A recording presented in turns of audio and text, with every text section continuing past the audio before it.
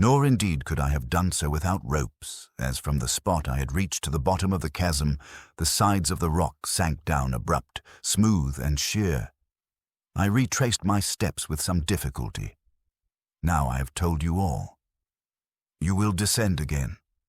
I ought, yet I feel as if I durst not. A trusty companion halves the journey and doubles the courage. I will go with you. We will provide ourselves with ropes of suitable length and strength, and, pardon me, you must not drink more tonight. Our hands and feet must be steady and firm tomorrow. Chapter 2. With the morning, my friend's nerves were re-braced, and he was not less excited by curiosity than myself.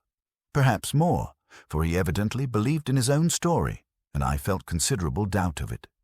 Not that he would have willfully told an untruth, but that I thought he must have been under one of those hallucinations which seize on our fancy or our nerves in solitary, unaccustomed places, and in which we give shape to the formless and sound to the dumb.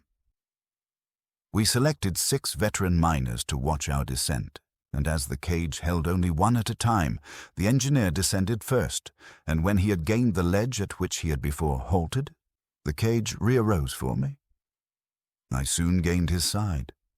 We had provided ourselves with a strong coil of rope. The light struck on my sight as it had done the day before on my friend's. The hollow through which it came sloped diagonally. It seemed to me a diffused atmospheric light, not like that from fire, but soft and silvery, as from a northern star. Quitting the cage, we descended one after the other, easily enough, owing to the juts in the side, till we reached the place at which my friend had previously halted, and which was a projection just spacious enough to allow us to stand abreast. From this spot, the chasm widened rapidly like the lower end of a vast funnel, and I saw distinctly the valley, the road, the lamps which my companion had described. He had exaggerated nothing. I heard the sounds he had heard, a mingled indescribable hum as of voices, and a dull tramp as of feet. Straining my eye farther down, I clearly beheld at a distance the outline of some large building. It could not be mere natural rock. It was too symmetrical, with huge, heavy, Egyptian-like columns, and the whole lighted as from within.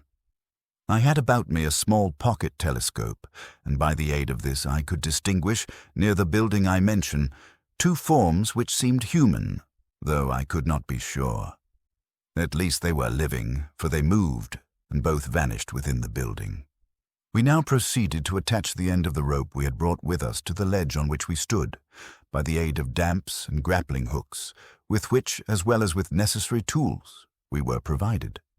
We were almost silent in our work. We toiled like men afraid to speak to each other. One end of the rope being thus apparently made firm to the ledge, the other, to which we fastened a fragment of the rock, rested on the ground below, a distance of some 50 feet.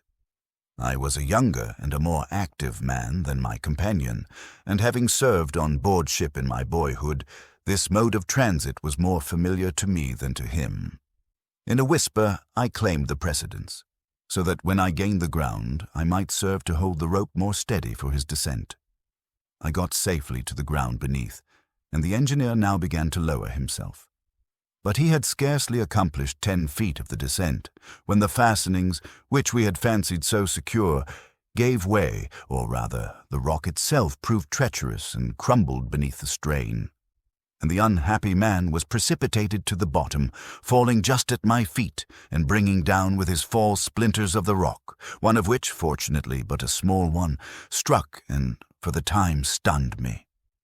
When I recovered my senses, I saw my companion an inanimate mass beside me, life utterly extinct. While I was bending over his corpse in grief and horror, I heard close at hand a strange sound between a snort and a hiss, and turning instinctively to the quarter from which it came, I saw emerging from a dark fissure in the rock a vast and terrible head, with open jaws and dull, ghastly, hungry eyes, the head of a monstrous reptile resembling that of the crocodile or alligator, but infinitely larger than the largest creature of that kind I had ever beheld in my travels. I started to my feet and fled down the valley at my utmost speed. I stopped at last, ashamed of my panic and my flight, and returned to the spot on which I had left the body of my friend. It was gone. Doubtless the monster had already drawn it into its den and devoured it. The rope and the grappling hook still lay where they had fallen, but they afforded me no chance of return. It was impossible to reattach them to the rock above, and the sides of the rock were too sheer and smooth for human steps to clamber. I was alone in this strange world, amidst the bowels of the earth.